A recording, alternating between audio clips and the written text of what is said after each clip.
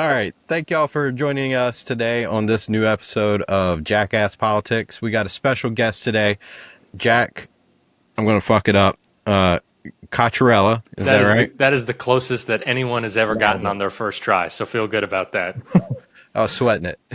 And of course, Ian is along with us. We're here to try to sort out this dumpster fire of a week and just shoot through some of the shit that's been going on. So I think a great starting place is to kind of pick your brain on what you think about what's going on with Schumer and, him staying in leadership. He put out today that, he pushed back on Pelosi that he's not going anywhere. I mean, this guy's been in some form of leadership since flip phones were a thing, right? So what do you think about Schumer? Should he stay? Should he go? And if he does go, who do you want to see as the next person up?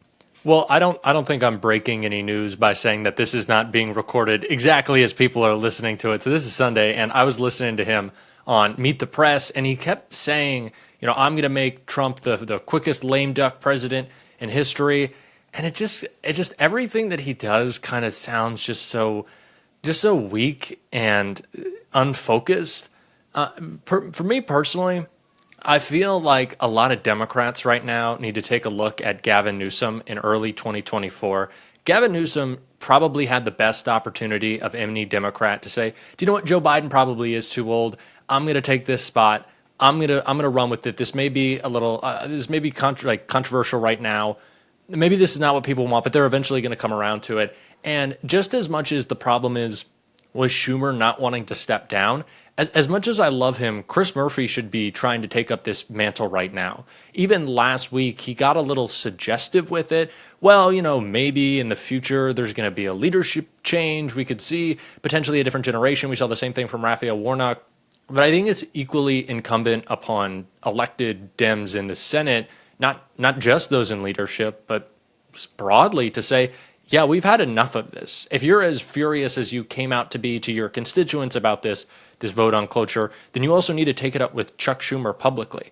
I think that we get too afraid sometimes of the Dems in disarray commentary, that we're afraid to have these very public spats with leadership. But I think if people see the direction of the Democratic Party changing for the good, they're not going to see it as some, incompetency or problems with leadership or weakness. They're going to see it as, oh, Democrats are actually trying to get their shit together. And it's a great way to say, hey, we're trying to fix the problems that exist within the party so we can fix the problems that exist within the country. So for me, it's not just a Schumer thing. You asked who I'd like to see fill that role. I think Chris Murphy would be a pretty obvious choice. I know he's kind of looking at the White House right now. Amy Klobuchar would as well, but just someone who's going to be a fighter and knows how to message in this day and age. Yeah, I think you made a great point there, because there's one thing I that I have looked at, and if this was just like a normal scenario, or even eight or so years ago, yeah, you don't really want to have public spats so much. But we are at such a kind of like a nexus point right now where the party needs to be fixed. The party is viewed as weak. Its approval rating is at like an all-time low, basically. So we've got to show that, or somebody needs to show that, hey, yes, we hear you. We know what you want. We're trying to do that. And yes, it's going to involve some public discussion. So I agree. People need to be calling Schumer out, not getting weak on it, but just saying we need better leadership. Yeah. And you bring up Chris Murphy. I like Chris a lot. I follow him on Twitter a lot. He gets a lot of likes from me there. However, do you think he, as the kids say these days, has the rizz, right? Like, is he really like the most charismatic? And do we even need a leader that is charismatic? I think so. But what would you I think say that, to that? if we're talking about like, does he have like Big Justice and like the Rizzler Riz? Like, no. But for the United States Senate and for a politician, Ossoff launched his reelection yesterday, and I was just like, damn, this is a good looking guy. I was like, this is unfair. I was like, this is unfair. Robot, man. He's making me laugh. I get it. Like, he's a great example of someone. Love the guy to death. Does incredible work, but I'm just like, do you really have to be like, like 34 years old or however old? What is he, like 36, 37? Yeah. It's like, do you have to be this young and like good looking? It's like, oh, I'm John Ossoff. Like, I'm in the Senate and I'm so good looking and just like I've had all this success in my life and I have a wonderful family. It's like, fuck you, man. It's how I feel about Jalen Hurts too. I don't want to get into a sports conversation here, but it's like, If you're like 26 and you just won the Super Bowl and all your Instagram captions are cool, you have these awesome outfits, it's annoying to me. But I think Chris Murphy accomplishes what is the most important thing right now, and that's just like doing shit. You know, the choose your fighter meme that we saw, a couple of videos or whatever the fuck it was, Yeah. that we saw 2 weeks ago. So I have a hot take on this. A lot of people were like, "Oh, this is stupid. You shouldn't do this." My position is like, the more we tell Democrats and just elected officials more broadly that you fucked up a social media thing, they're not going to do social media things. And it's like, I make asks sometimes for people to tweet something or, to say something in an interview with me or push them on a question. And if they just get fearful and kind of just like go into their shell, I have a big problem with that. And I think that what Murphy does is just put shit out there. He's quick to respond, and I think that's what we need to be doing most of all. Is I think the flooding of the zone is good. I think Murphy knows how to communicate. I think real people see him as a real person. I spoke with him on inauguration day, and he had just written a Substack article, kind of introducing like, let's talk about oligarchy. And I asked him, it's like, do you think that the senator from Connecticut talking about oligarchy on Substack breaks through to normal people? And he's like, do you know what? That's actually a great point. Maybe we should be using some different words in some different places. And it's not like I'm the reason why they've carried out a great social media strategy. They were doing it long before. But he realizes and works at actually reaching people. I think he does a great job, and I think more important than anything, we just need to encourage Democrats to be out there saying shit, doing shit, and that's why, again, like a little bit of party infighting, I don't think would be the worst thing in the world. I know I'm going off on a tangent here, but you brought up the 29% approval rating thing. Like, everyone wants to use that as America hates the Democratic Party, but I haven't looked at the crosstabs necessarily, but I can kind of guess that most of that is Democrats being upset with Democrats. Yeah. And I think that a lot of that would go away if Democrats showed that they are just as upset with elected Democrats as everybody else is. So I don't see party, like, quote unquote, infighting as a problem right now. I mean, if that's our whole show, I mean, we we punch left as much as we do right. I know you shared our Jackass tournament bracket. We did have Karen Bass in there, so it's not, we do like to punch left. We do want to have the party be better. I'm going to push back just a touch on what you said, though.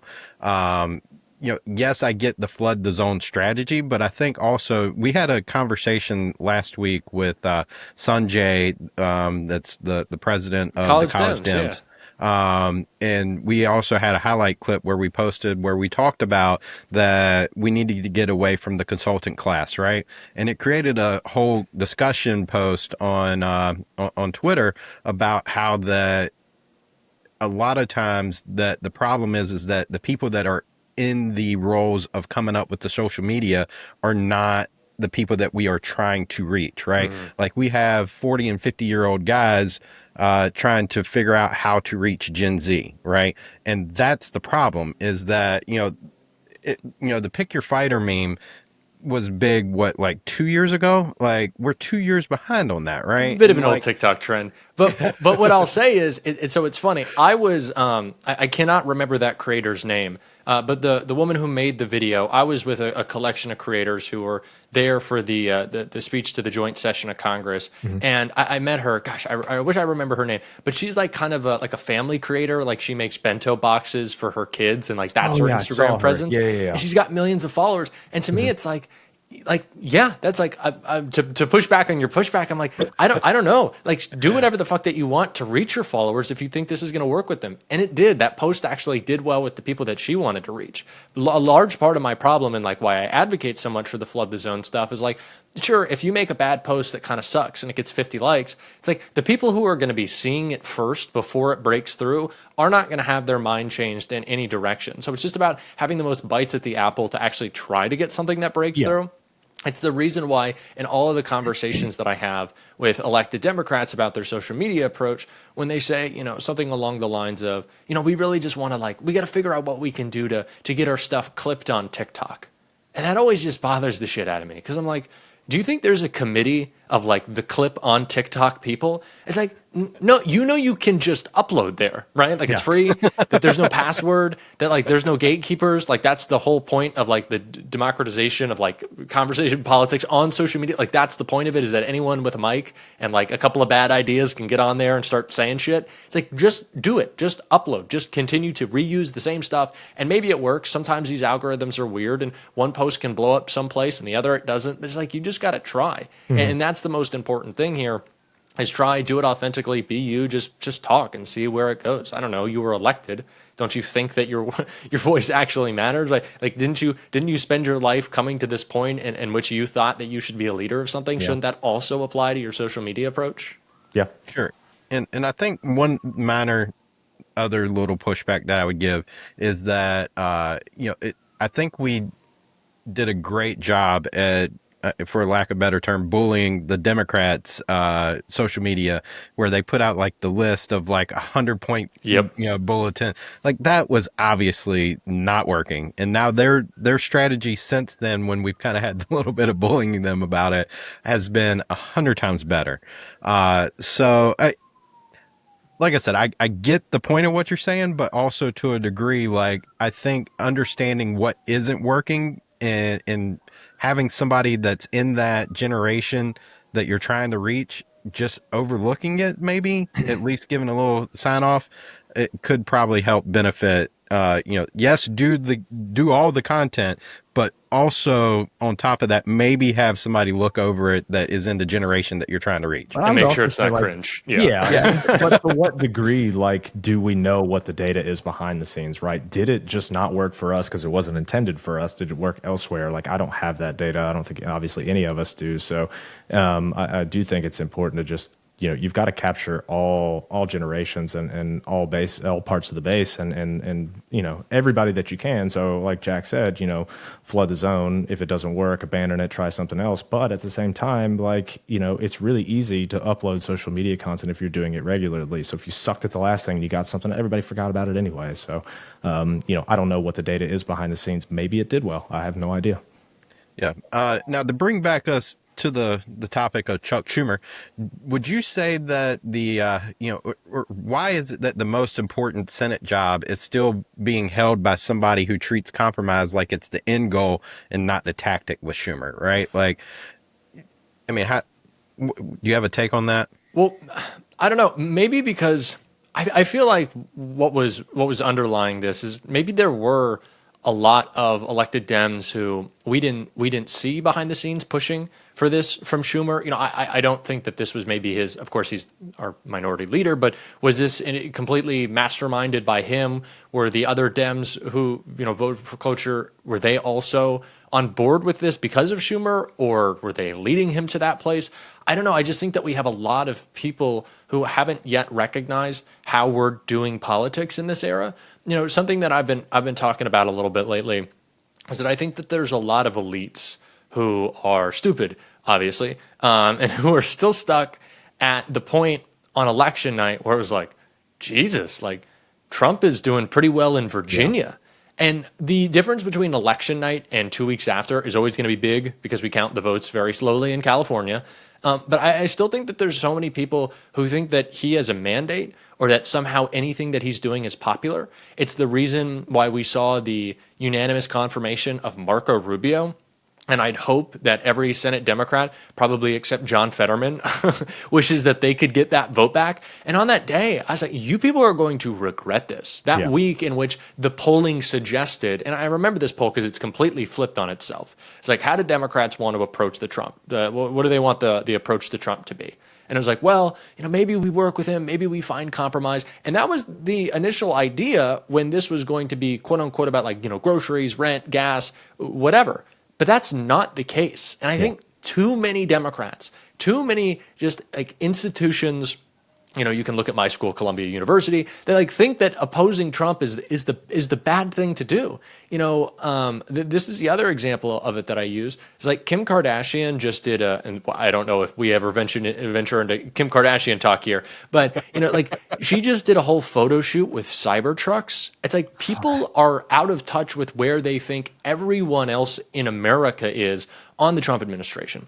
I think that too many elites and too many institutions do not actually realize that this shit is incredibly unpopular. They still think that he shifted the culture and it was the overwhelming win, is the big mandate. It's just not true, both on the cultural stuff and on the policy stuff. And I think that there's maybe too many Democrats who still don't realize that or are unwilling to fight, because they were certainly believing that they should be compromising before they fight at the start of this administration. And although it's felt like, 20 years that we've been doing this, it's not that long. So maybe some of them are still playing catch up on that. But I don't know. Again, I do think it is a broader problem with that our party does not realize what our role should be right now. And some of them just don't even want to participate in that role. So maybe some of it is just like fear of their constituents. Some of it is maybe like fear of the physical threats of violence against them. And like, I would be very disappointed and would, maybe want to call that out a little bit less if that was the case. But if you don't want to be in this shit, don't be a senator.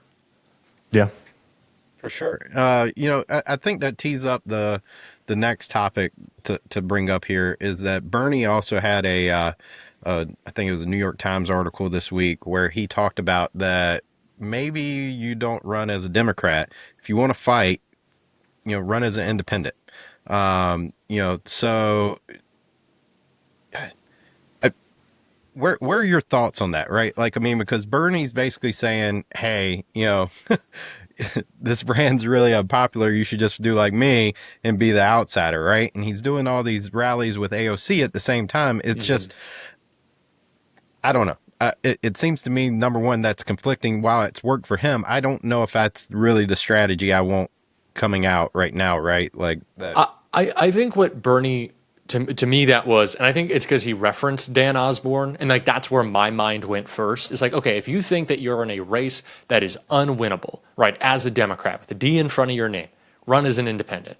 I think that articulation of the strategy makes a lot more sense.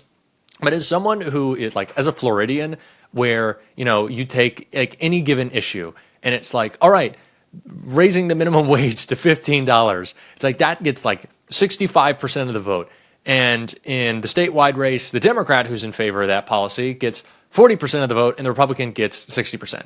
I think it's a recognition maybe on Bernie's part that right now our policy is much more popular than our brand is. And so if we focus on candidates who seem like authentic outsiders pushing our policy proposals, then maybe some of that like will bleed into the Democratic brand being successful, which it's something that I've talked about, with all the conversation around podcasting, which is that these podcasts that everyone talked about saying, oh, it was, Trump going on them that really swung things. And it was kind of like my position that even if Donald Trump had not gone on, talked with Aiden Ross or any of the many episodes that himself or, Elon or Howard Schultz or whatever went on Rogan or went on Theo Vaughn or any of these other places, like the Barstools, the Theo Vaughns, the Andrew Schultzes, the Joe Rogans subtly push conservative values and conservative talking points without people really realizing that they're articulating Republican talking points or policy positions. Every time Joe Rogan brings up Ukraine or Zelensky or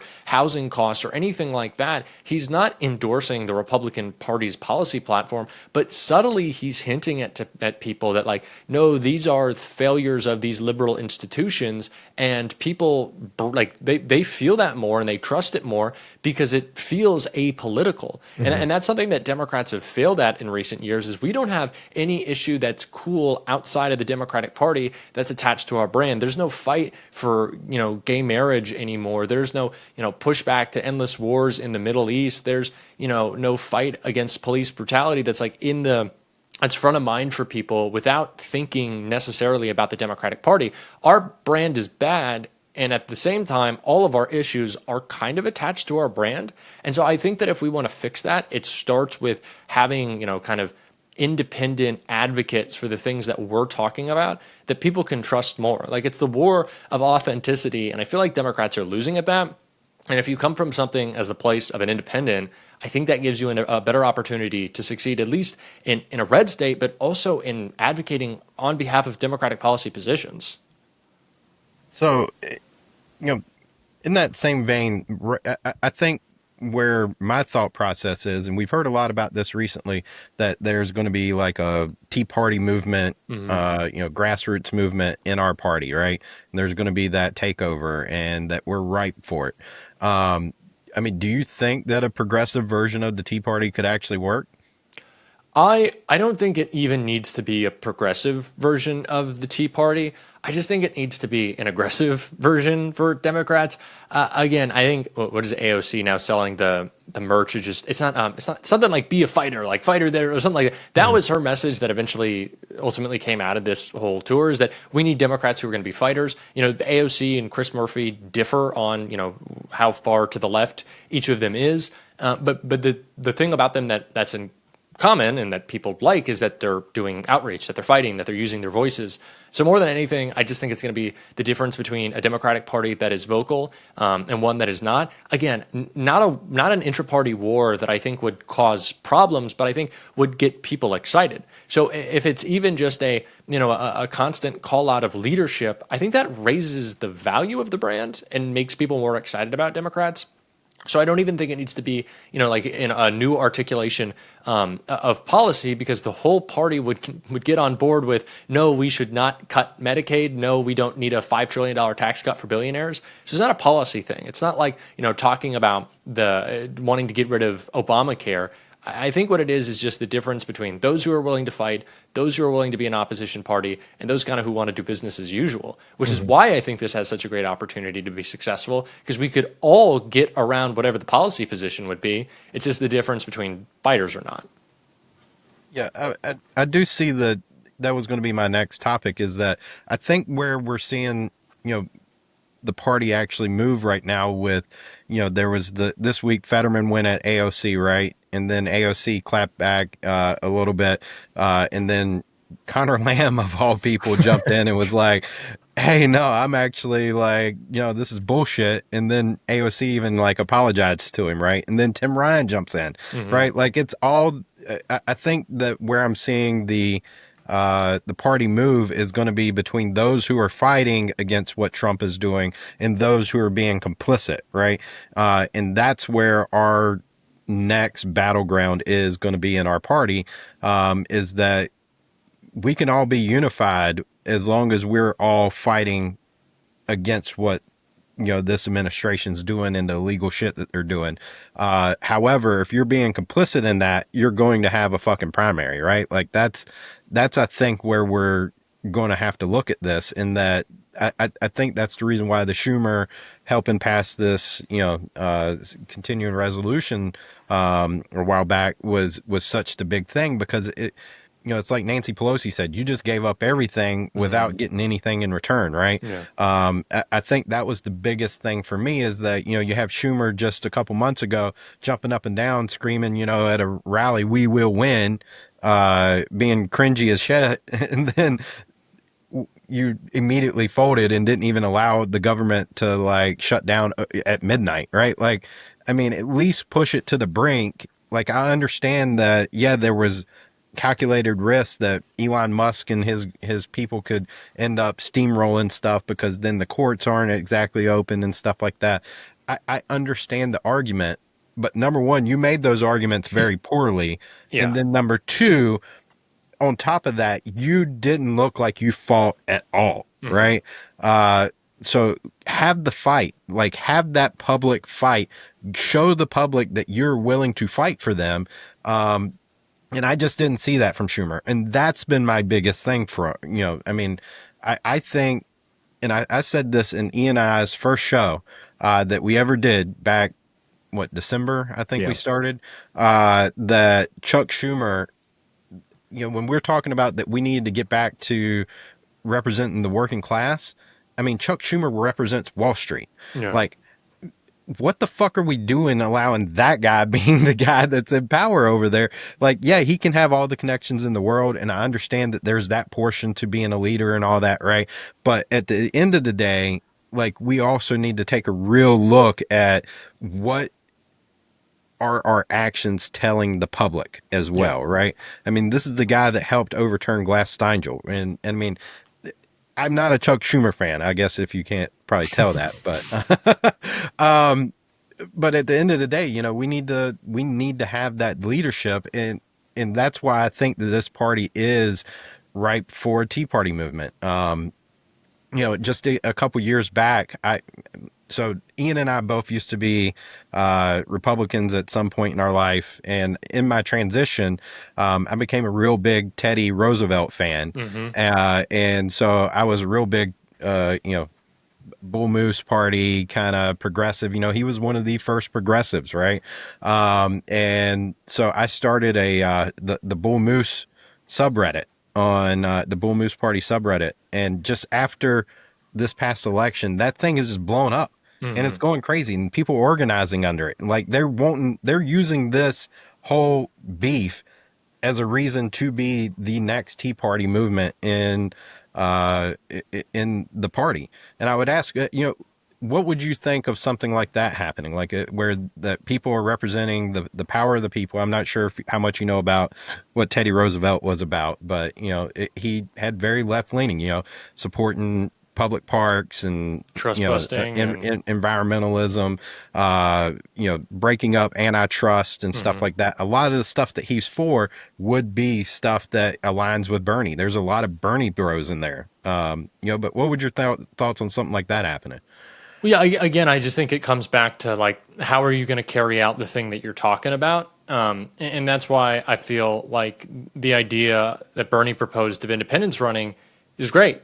People can not have to be tied to any specific brand. They can talk about policy. They can talk about, what they think is right and not have to worry about, any critiques from leadership. I think right now we just need to be using this opportunity to move a conversation forward and then actually do something on it. Like Tim Walz said this in his I think it was his first town hall, or he said it in a town hall. He said it in an interview that when Democrats get back into power, hopefully, if that can ever happen, it's like we're not going to want to trim around the edges. Like we're going to want to be doing Medicare for all. We're going to be wanting to have just big movements forward. So I think we need to commit ourselves to that now and make sure that the people who are elected are willing to do so.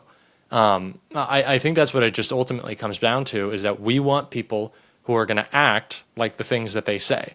And I think that's been another reason why people just don't like the Democratic Party, because they don't feel like they trust what's coming out of their mouths and turning it into action. Just as people don't feel that we actually care as much as maybe we say we do. And the Schumer example is a great one of that.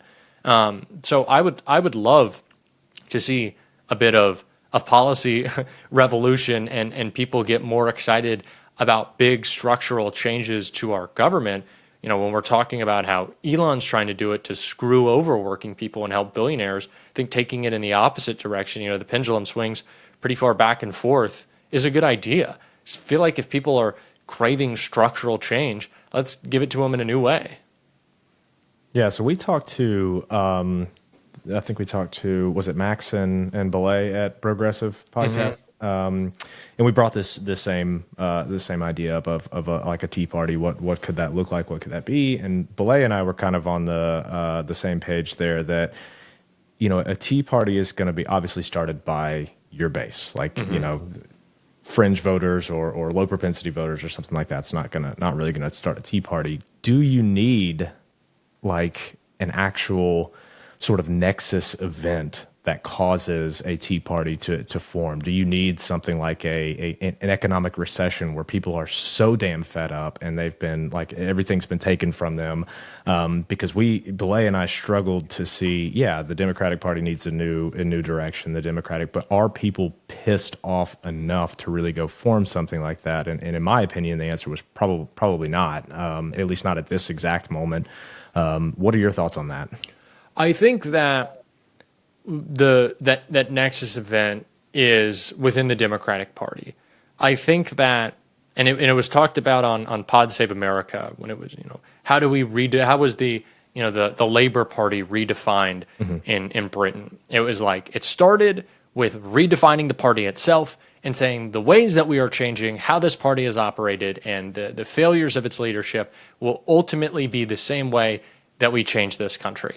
And so I think because the perception of the Democratic Party is just so bad, it would be the same as putting forward a new policy platform to say, we are changing the way that this thing is run. Okay. If that includes also new, anti-corruption policy, talking about getting rid of members of Congress's ability to trade stocks, if that is a complete reshaping of leadership so it's not so geriatric, I think that that is a conversation that is big enough to even reach, the levels of maybe not like an economic recession impacting people's lives, but considering how much people fucking hate the Democratic Party brand, I think that that matters and that'll break through. And sure, people may not be talking about individual policy platform specifics, but if there's a very clear and televised and, of course, fought out on social media revolution within the party, saying that we need to change the way this thing is done, we talk too much, we ask for money,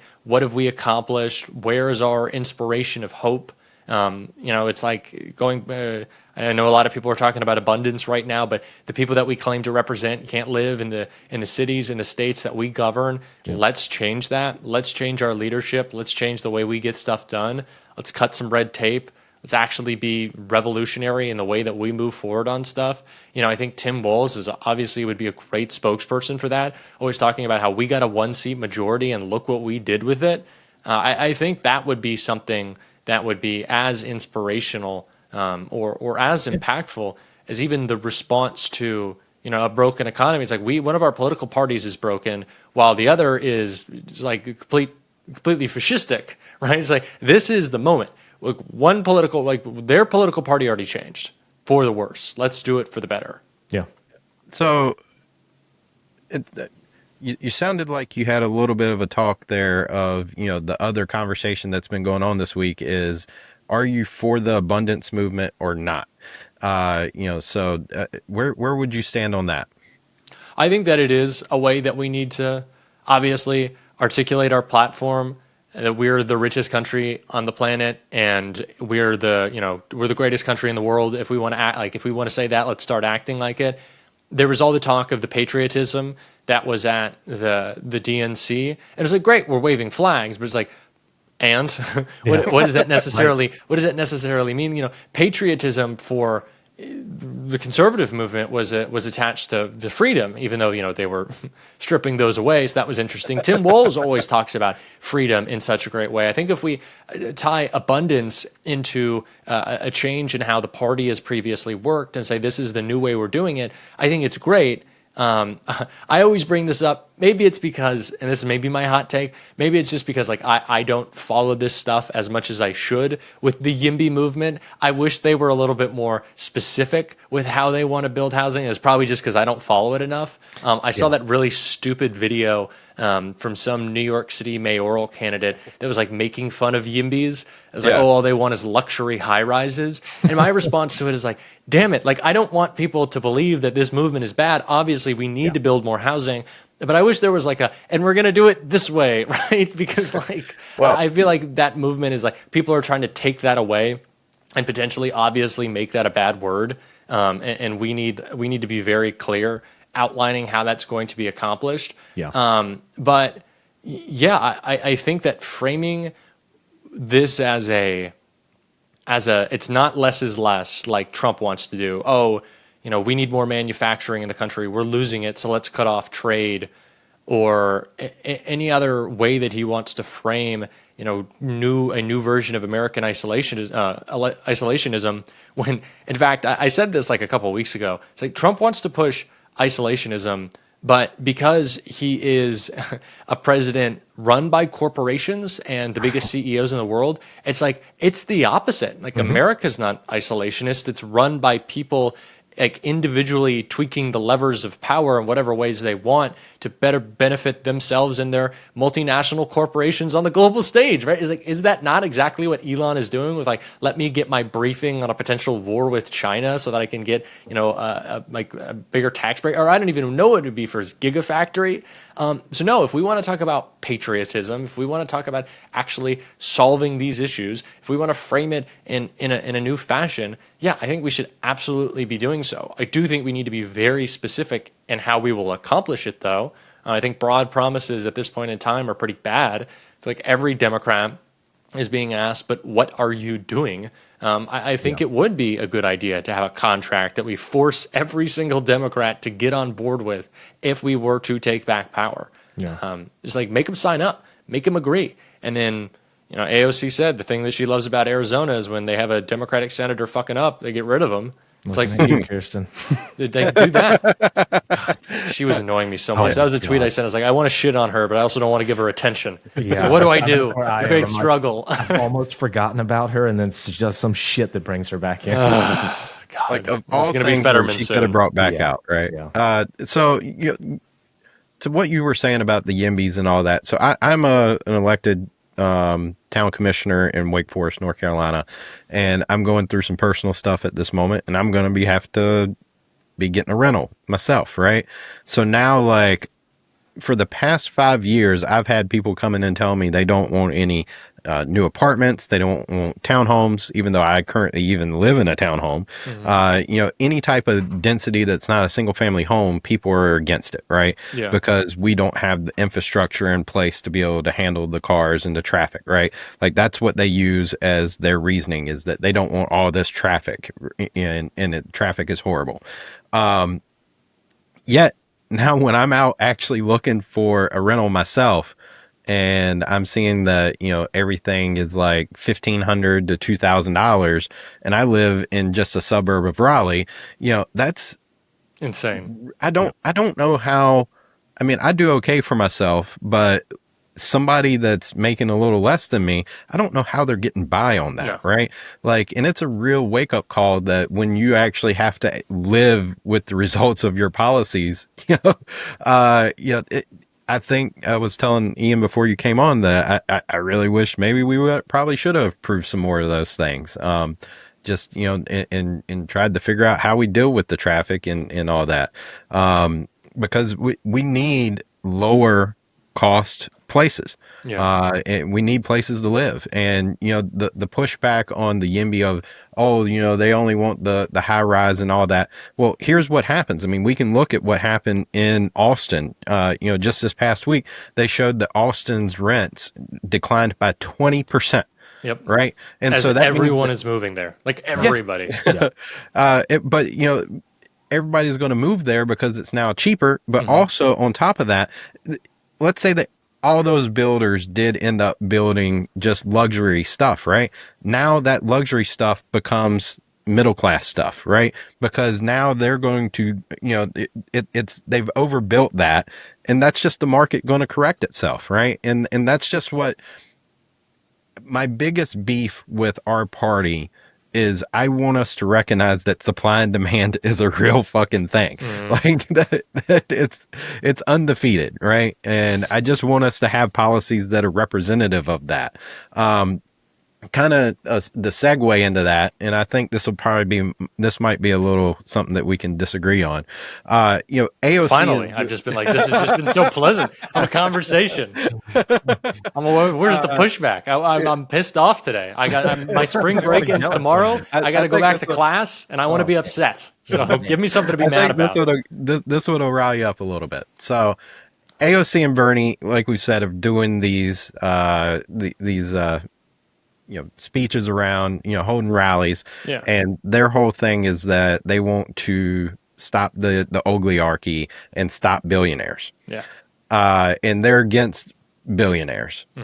So living within the realities of what makes a billionaire, right? Like most of these guys are not liquid cash billionaires, right? Sure.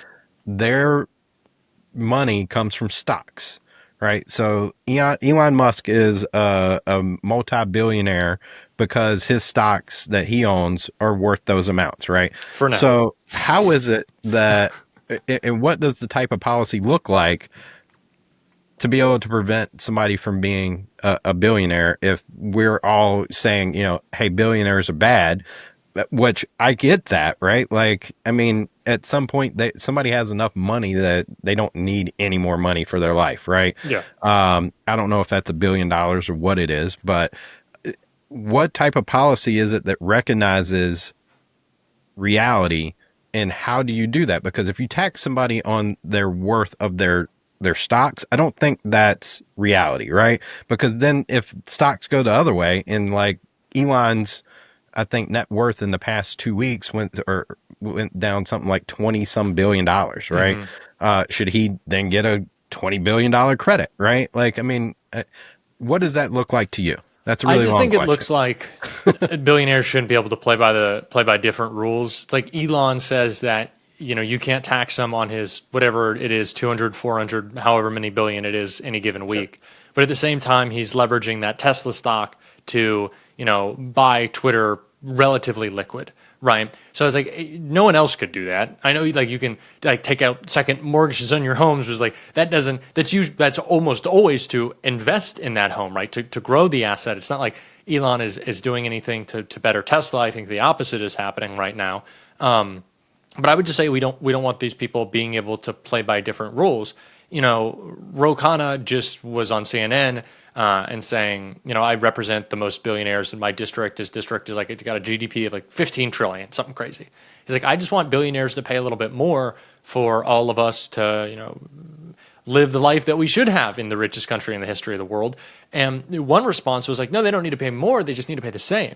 And an effective tax rate in a way that they leverage their income to buy more things and to not actually have to pay taxes. So I am unfortunately not yet, probably won't be, an economist or someone who can work out these details of like how we would actually tax these people. But I don't know, if you got $100 million, which was the when Kamala Harris was talking about taxing these unrealized gains, it was with homes and assets above $100 million, and I don't really think that's a problem. And it's also, you talk about the giant swings of the market. I don't know. How many billionaires are there that go broke? How many people are there with $100 million who the market affects them so much that it completely wipes out their wealth in a way that would be so overly affected by a smaller effective tax rate on their unrealized gains? It's like, you got to be pretty dumb to fuck up $1 billion. Like, I don't think that that's actually true. And if we get to a point in which the market has been so decimated by some economic catastrophe named Donald Trump, I think that the bigger problem is going to be with people who aren't worried that their net worth went from $1 billion to $500 million. It's going to be the people who have their homes wiped out, like the value of their homes wiped out, or lose their jobs en masse. And in that case, we're going to need a really broad social safety net funded by those billionaires. So I guess that would be my retort as someone who doesn't necessarily would be able to articulate all of how we would tax these people. But it just doesn't make sense for them to be paying less than a firefighter and a teacher. And I think everyone can get on board with that. And as Bill Burr has been saying a lot lately, it's like, you got $1 billion. Why are you so fucking mad with the country? It's worked out really, really well for you. Yeah. It's like everything's gone pretty smoothly. I think that you can chip in a bit to make sure that people who ultimately are the ones making you wealthy, it's like the Waltons don't want more people with money in their pocket to go buy shit at Walmart. What would make Walmart more successful than people with more disposable income? It's like, I don't know. It seems a little crazy to me. So, I mean, I agree with, and Ian and I have talked about this many times before on the show, that having people like you and I and Ian having more money to be able to do what we need and spending money is best. I just haven't seen that type of policy of how you figure out what to tax billionaires on and making it where, I see a lot of the online left saying that, billionaires are a policy issue, right? Like that in a sense, sure. But also, I guess I'm a little more, centrist and business friendly in that regards, and that I just don't understand how that policy plays out and what is the ultimate like end goal, right? Like, sure. If somebody, yeah, I'm sorry to interrupt. I just think that, part of this is maybe less so the like, what policy do we introduce to eliminate all billionaires except for LeBron, who's the only good billionaire in my mind, which is what I say. But it's like, to me, it's we've created how many X times billionaires in the past 10 years. And that's largely because of, obviously, the market has shot up so much.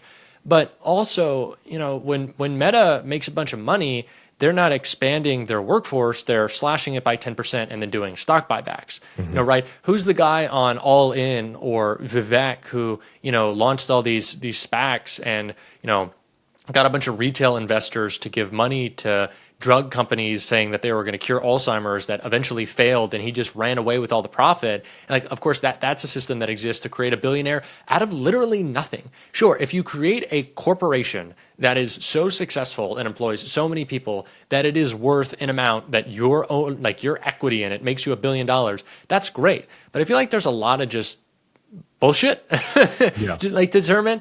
And, you know, I don't know. All of Elon's money is because of federal subsidies. Kind of seems weird for him to have all that money and not give it back. But it just seems like there's a lot of mechanisms by which billionaires are being created, are having their wealth grown that didn't exist 10, 15 years ago. I'm sure some of that has to do with Citizens United and the way that those very wealthy people are able to have a greater influence out of making themselves much wealthier. But I think it's maybe not about like eliminating billionaires altogether. Maybe that'd be someone's position. I wouldn't call it the craziest thing in the world. It seems a little inconceivable how you do so. But maybe just the tools that they have to continue to make themselves wealthier. It's like Elon Musk, sure, his purchasing of Twitter made him a lot less wealthy because it's down like, 80% in its value. But the fact that he was able to just buy another asset like that based off of leveraging Tesla stock to have that money is just an example of how, like, of course, the saying goes, the rich get richer. And maybe it's the policy about that rather than just like trying to take away, quote unquote, people's money. And I think that would be pretty sensible to anyone else, that corporations have been able to slash their workforce as productivity exceeds by a rate that we could have never even imagined 20 years ago. And for some reason, workers aren't seeing the benefit of that as CEOs have their pays doubled and tripled every year. It's like that shit sounds ridiculous. Yeah, so I think I'm kind of where you are in that my policy is not necessarily to eliminate billionaires. One, I'm not really sure that, that doesn't really sound, right to me. But number two, how would you even go about that? What's the process for getting that done at this point? It seems like a mountain that's a little too difficult to climb. But taxing unrealized capital gains, I think there's it's funny to hear all the people that defend it are the people that are never going to touch anywhere close to the amount. No, of it's like everyone is closer to needing federal assistance than they are to even getting close to $1 million. Right? It's like you're a lot more likely. Amounts. It's never going to happen. I think what I've seen is like, 2% unrealized capital gains on wealth over 50 million or 500 million. I don't remember what it was. And then 3% on wealth over 1 billion. Okay.